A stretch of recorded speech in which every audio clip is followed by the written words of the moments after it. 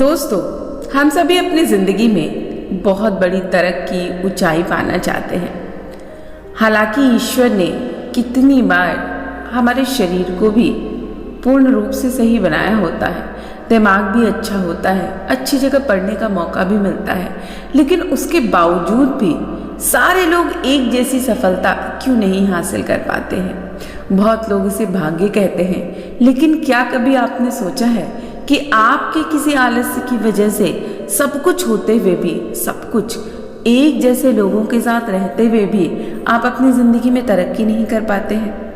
तो क्या ऐसा काम करें जिससे ये हमारा आलस्य हमारी ज़िंदगी से हमेशा के लिए दूर हो जाए और ज़िंदगी में सफलता की ऊंचाइयों को हम प्राप्त कर सकें।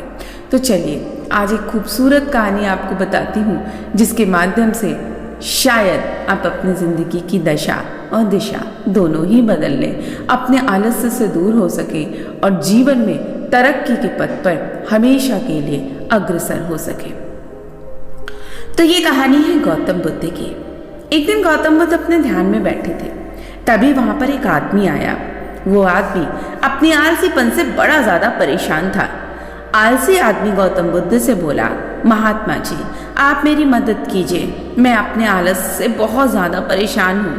आप ही कोई उपाय बताएं जिससे मैं अपने आलसीपन से छुटकारा पा सकूं। गौतम बुद्ध ने उस व्यक्ति से कहा कि पहले मुझे ये बताओ कि तुम्हें क्यों लगता है कि तुम आलसी हो। अब आलसी व्यक्ति बोला, सिर्फ मुझे ही नहीं, मेरे परिवार वालों को, मेरे आसपास के सभी लोगों को लगता है कि मैं आलसी हूँ। गौतम बुद्ध ने फिर उससे पूछा, क्या तुम जानते हो आलस्य क्या होता है? आलसी व्यक्ति बोला, नहीं, मैं तो नहीं जानता, किंतु मैं इतना जरूर जानता हूँ कि आलस्य बड़ी बुरी चीज है। इसकी वजह से मुझे बहुत नुकसान हुआ है जिंदगी में। गौतम बुद्ध बोले, जिस परेशानी से तुम छुटकारा पाना चाहते हो, पहले उसके बारे में पूरी जानकारी तो ले लो, तभी तो उससे छुटकारा पाना आसान हो जाएगा। आलसी व्यक्ति बोला, भगवान, इतनी बुद्धि तो मुझ में नहीं है, आप ही मुझे इस समस्या के बारे में थोड़ी जानकारी दे दें ताकि मैं अपनी समस्या के बारे में तो कम से कम जान सकूं। गौतम बुद्ध बोले, आलस्य एक मानसिक अवस्था है, एक विचार है जिसे हम जाने अनजाने में खुद ही जन्म दे देते हैं। आलस्य दो मूलभूत कारणों की वजह से ही जन्म लेता है, एक है शारीरिक और दूसरा है मानसिक। शारीरिक कारणों में पहला कारण है गलत तरह का भोजन करना। हम सभी जानते हैं कि हमारे शरीर को भोजन से ऊर्जा मिलती है और ये ऊर्जा सजीव चीजों से मिले तो अच्छी, यानी कि प्राकृतिक रूप से जो हमें भोजन की वस्तुएं प्राप्त होती हैं उनसे अगर ऊर्जा मिले तो हमारा शरीर सबसे ज्यादा ऊर्जा प्राप्त करता है। इससे उलट यदि हम निर्जीव वस्तुओं से ऊर्जा प्राप्त करें तो ये चीजें हमें आलस्य की ओर धकेल देती हैं। दूसरा कारण है हमारी शारीरिक गतिविधियां भी, जो कि हमें आलस्य के चंगुल में फंसा सकती हैं। गौतम बुद्ध ने आलसी व्यक्ति को अपने शिष्यों की तरफ इशारा करते हुए कहा कि देखो, इनके चलने फिरने बैठने के तरीके में क्या तुम्हें कुछ अलग नजर आ रहा है?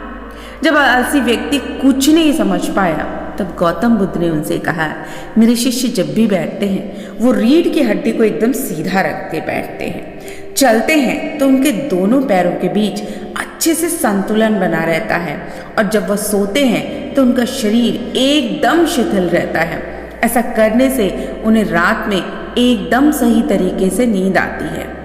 अब आलसी व्यक्ति बोला, लेकिन नींद तो आलस्य का ही एक स्वरूप है, क्योंकि मुझे भी नींद बहुत आती है। बुद्ध बोले, हाँ, अगर उसे ज्यादा मात्रा में लिया जाए तो वो आलस्य बन जाता है। बुद्ध ने इस बात को आगे बढ़ाते हुए कहा, नींद कम मात्रा में लोगे तो तुम्हें अगले दिन थकान महसूस होगी और ऐसा करने से ज्यादा आलस्य शरीर में आएगा, लेकिन यदि नींद ज्यादा लोगे तब भी यही परिणाम होगा। इसलिए नींद को ना तो ज्यादा लो और ना कम, एकदम सही मात्रा में लेना ही अति आवश्यक है। आलसी व्यक्ति बोला, हाँ, ये तो मैंने भी अनुभव किया है। बुद्ध बोले, अब मानसिक कारणों के बारे में जान लो। मानसिक कारणों में सबसे पहले कारण है हमारी पुरानी गलत धारणाएं। अक्सर ऐसा होता है कि हम पहले जिन कामों में असफल हो चुके होते हैं, हमारे अंदर ऐसी ही भावनाएं बन जाती हैं। हम उस काम में हमेशा असफल होते रहेंगे, जिस वजह से हमें उस काम को करने में आलस आने लगता है, क्योंकि हमारे मन में एक विचार बन गया कि शायद मैं इस काम को सही ढंग से कर ही नहीं पाऊंगा। जब हम ऐसी धारणाओं से छुटकारा पाने का प्रयास करते हैं, तभी हम जिंदगी में आगे बढ़ सकते हैं। और इनसे छुटकारा पाने का एक ही उपाय है, और वो ये है कि हमें अपने मन को ये समझाना चाहिए कि पिछली बार हम जब उस काम में असफल हुए थे, तो हम उसके बारे में जितना जानते थे, अब हम उस काम के बारे में उससे ज़्यादा जानते हैं, क्योंकि असफल होने के बाद हम उस असफलता से भी कुछ न कुछ ज़रूर सीखते हैं। बुद्ध बोलते हैं, दूसरा कारण है आलसी और कामचोर लोगों की संगत। कई बार ऐसा होता है कि हम आलसी नहीं होते, मगर जिनके साथ हम रहते हैं, हम उन जैसे बनने लगते हैं। इससे छुटकारा पाने का उपाय बहुत सरल है। कामचोर और आलसी व्यक्तियों से दूर रहो। ऐसे व्यक्तियों की संगत में रहो जो अपने काम को बड़ी लगन से करते हैं, और वो तुम्हें भी कुछ सिखा के जाएंगे। गौतम बुद्ध ने तीसरा कारण बताते हुए कहा कि ये कारण आलस्य के कारण में सबसे बड़ा है, और वो है काम को कल पर टालते रहना। ये कारण इतना शक्तिशाली है कि किसी भी व्यक्ति को बर्बाद कर सकता है, और इससे बचने का सबसे आसान उपाय ये है कि जो भी काम करो, जितनी जल्दी संभव हो उतनी जल्दी कर दो। और हमेशा ध्यान रखो कि अच्छे काम को तुरंत करो, और बुरे काम को 2-3 बार सोचने के बाद ही कभी करना, क्योंकि जब तुम बुरे काम के बारे में 3-4 बार सोचोगे, तब तुम बुरा काम कर ही नहीं पाओगे। अब गौतम बुद्ध ने आलसी व्यक्ति से एक सवाल पूछा।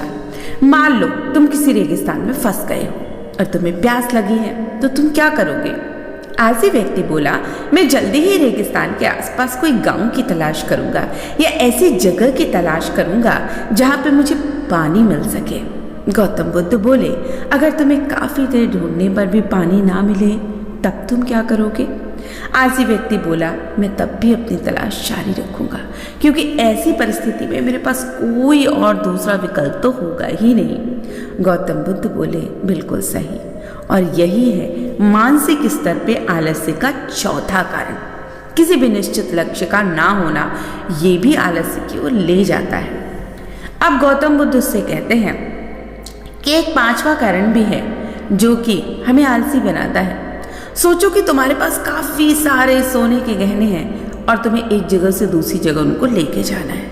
तुम चलते चलते थक जाते हो और किसी पेड़ के नीचे बैठ जाते हो, और तभी तुम्हें दूर से तुम्हारी तरफ दौड़कर आ रहे डाकू दिखाई देते हैं। तो क्या तब भी तुम आलस करके वहीं बैठे रहोगे, या ऐसी परिस्थिति में तुम वहां से उठकर दौड़ने लगोगे? आलसी व्यक्ति बोला, जी मुझे वहां से दौड़ना ही पड़ेगा, नहीं तो मेरी जान और सोने के गहने दोनों को खतरे में पड़ जाएंगे। अब बुद्ध बोले, यानी कि तुम्हारे पास एक ठोस वजह होगी दौड़ने के लिए, और यही है आलस का 5वां कारण। जब हम जिंदगी में किसी काम को बहुत महत्वपूर्ण नहीं समझते, या कोई ठोस वजह नहीं मानते, और जिसकी वजह से किसी भी काम को करने में हमें आलस आता है। अब आलसी व्यक्ति महात्मा बुद्ध की बातों से संतुष्ट हो गया। वो बोला, महात्मा जी, मैं अब आलस के बारे में सब कुछ जान चुका हूँ, और अब मैं इन सभी कारणों पर काम करूँगा और अपने आलस्य को दूर भगा दूंगा। तो दोस्तों याद रखें, यदि आप भी इन 5 कारणों को समझ जाएं और इन पर काम करना शुरू कर दें, तो आप आलस्य भी दूर कर लेंगे, और जिंदगी में सफलता आपके कदम निश्चित रूप से चूमेगी।